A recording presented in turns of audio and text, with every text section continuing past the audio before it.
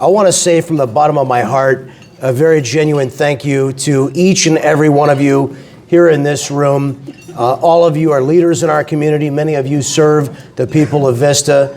I want to thank the employees of the city of Vista, every single member of this community, for giving me the honor of serving as your mayor of the city of Vista. But most of all, I'd like to thank my beautiful wife, Shauna, for allowing me to take the time away from our family to serve you. I couldn't do it without your support, sweetheart. Thank you so much. I appreciate you.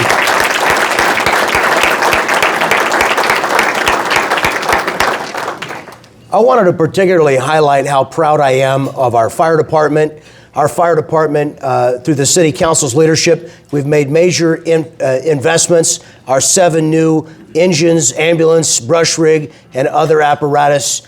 I want to tell you, when you see the brand new vehicles that are driving through Vista, our red fire trucks and ambulances, we're very fortunate, but we've also been wise to plan for these vehicles. We depreciate our assets. We begin to save for a fire engine the day that we put a new one into service. And that's pretty unique. You might notice that some of our neighbors, even some of our neighbors that are close, don't have a lot of brand new equipment. We have made a priority to make that investment so that we have the best equipment for our firefighters, who are the best in North County and in the county of San Diego.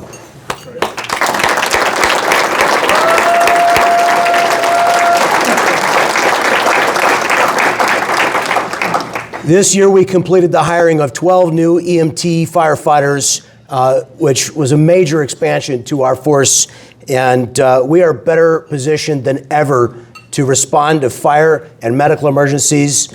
We've made a major priority out of inspection. And as the leader of the council, I've made it a major priority that, particularly for those property owners, a lot of whom are out-of-town property owners that don't want to invest in remediation of fire hazard, we've made very clear, either you remediate your property and prevent fire hazard, or the city of Vista will do it at your expense. We are not going to tolerate absentee property owners creating hazard and fire danger for their neighbors. That is a big priority. I want to tell you also, I want to thank our firefighters for the fire that did not get reported in the news. The Mar Vista fire was extinguished 21 minutes after it started by our great firefighters, and I went, absolutely.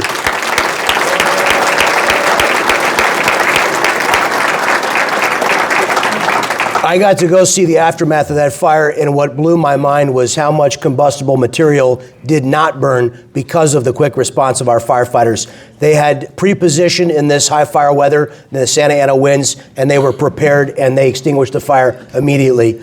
So great job to our firefighters. Also, I know the chief's probably going to talk a little bit about the Ignite Your Potential program. We highlighted it. We're getting young people involved, positioning them, particularly young ladies.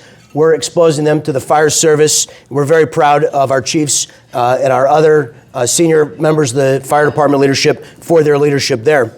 I want to say also a big thank you to our sheriff's deputies.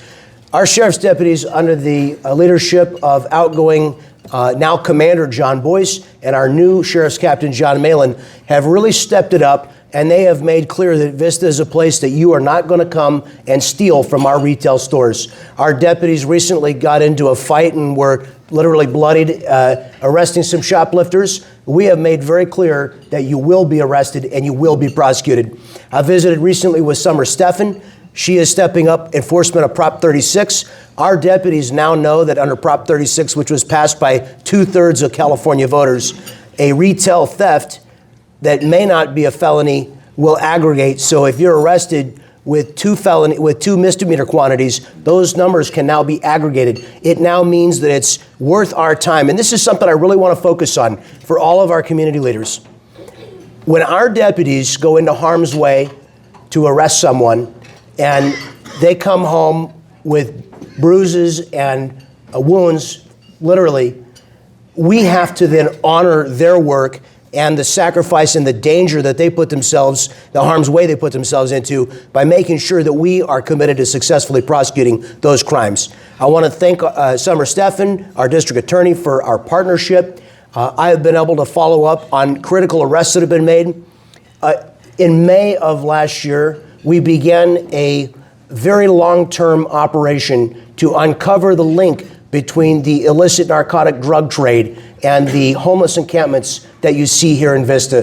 What many do not realize is that individuals living in the encampments are often victims of human trafficking.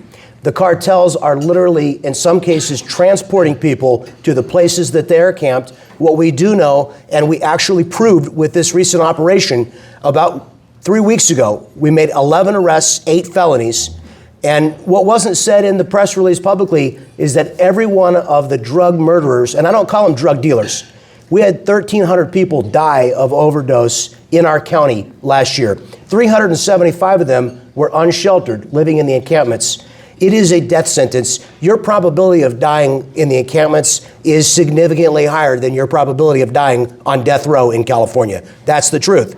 So I don't call them drug dealers, I call them drug murderers. It is important that we acknowledge that there is a drug trade that is keeping people trapped in a cycle of addiction, that they are not capable of saying yes to the services that we're offering. And that brings me a little bit to what we've done to try and help people who are suffering from homelessness. We do have 170 individuals who are homeless on the streets of Vista. And I will tell you proudly that the city of Vista has done more than literally any other community to offer meaningful services. And we were able to tell the story of Steve, but there are an infinite number, well, not an infinite number, but there are a large number of success stories. I have the privilege of visiting frequently with the residents of the Buena Creek Navigation Center. I get to know them as individuals. The council's mandate, my mandate to our service providers and to our city employees was to know every single one of the 170 unsheltered individuals living in our city, not only by name, but to know them as human beings, to understand what is driving their specific cause of homelessness, and to make sure that we have offered a solution to every single one of these human beings, our brothers and our sisters, to help them get off the streets. Unfortunately, overwhelmingly, they decline our services of help. Now, I'm speaking about the chronically homeless, the people who are living unsheltered outside, many of them for longer than 12 months. We have some great organizations like Operation Hope that's represented here today, and Solutions for Change, and other wonderful service providers that help people who are situationally or episodically homeless. Those are people who have a short-term stroke of bad luck, if you will, or other tragedy in their life. Maybe it's domestic violence. Those are individuals that are seeking our help, and they accept our services, and we can help those people because we have the resources and we have the will and we have the tools. But for the individuals that are suffering with opioid, fentanyl, methamphetamine addiction on our streets, they often suffer from something called anosognosia, which, if you're not familiar with it, and most of us aren't, it means to not know a disease. It's a term that the medical community uses to describe somebody who doesn't realize that they're sick and that they would benefit from treatment. We need to understand that many of the people suffering homelessness, unsheltered permanent homelessness, are suffering from addiction, that they don't have the rational reasoning capability to overcome a chemical addiction that has literally rewired their brain. It is incredibly important that we not only continue to offer meaningful help with the right hand, to reach out, the hand of love, and with the left hand, we must use our law enforcement to create consequences and to remove individuals from unsafe conditions where they will very likely statistically die if we do not meet their needs. That is very important. I want to say thank you to all of those who are here involved in serving the homeless in our community, and to our sheriff's deputies who partner and work closely every single day to try and bring the number of unsheltered persons in Vista from 170 to 0. And we're working very hard on that. I want to thank the council for their leadership on that. We're all joined in working very closely together to make that a reality. Last year, we issued 382 business licenses to new businesses in Vista. Those businesses employ 1,661 employees here in Vista. Our economy is growing by leaps and bounds. Thank you to Larry Voppel and his good work, and the economic development team for their work. We are very proud of the business environment here in Vista. All of our new business owners like Ted at Prey. We are really a city on the rise. Everyone can see that. I can't tell you how proud I am of our city staff for all of the work and investment, and for the people that are building new homes for families, those who are investing in businesses. Vista has become a place people are bringing their investment dollars, and they're proud to work and live.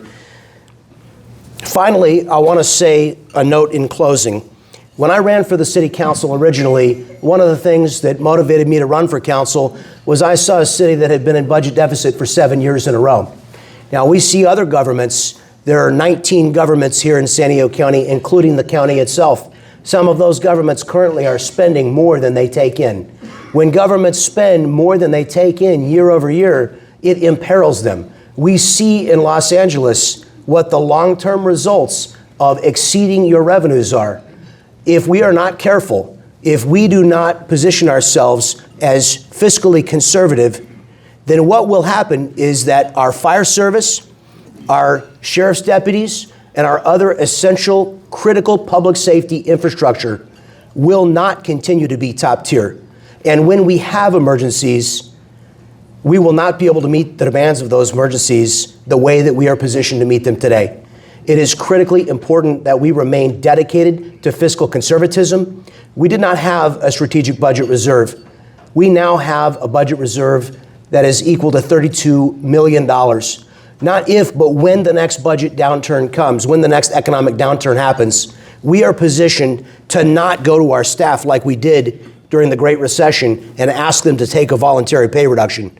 We will be able to meet the challenges and the needs of the next recession without having to reduce services or cut salaries. I'm proud to have led the city to that strong financial position, and I ask my colleagues long into the future, please mind the pocketbooks of the government of the city of Vista. Make sure that we always are a city that spends first on things that don't necessarily get voters' attention. You know, new fire trucks really don't win votes. Voters really aren't focused necessarily on some of the things that we've invested in that are actually the most important. But when they think about where they want to vote with their feet, where they want to buy a home, where they want to raise their children, they absolutely do think about those things. So our investment in those critical infrastructure items, like our beautiful streets, do we have some of the best streets in the entire county? I think we do. Our pavement overlay program, we have dedicated ourselves to having some of the best looking asphalt, and by the way, to saving money because we have the money to invest in that overlay, maintains the quality and condition of our streets to some of the best standard in the county. So again, to all of the employees, whether you're one of our community improvement team workers, whether you're one of our park rangers, whether you're a firefighter or a sheriff's deputy, or one of our department managers that are here today, I am so grateful. When I see this video, I realize the incredible quantity of things that the city of Vista is not just doing, but doing extremely well. We are a city on the rise. We are a city with a great deal to be proud of. Thank you to each and every one of you for the leadership role that you play in our community, for the things that you build, for the lights that you make work. Thank you. God bless you all. God bless the city of Vista and our great country. Thank you, Mayor.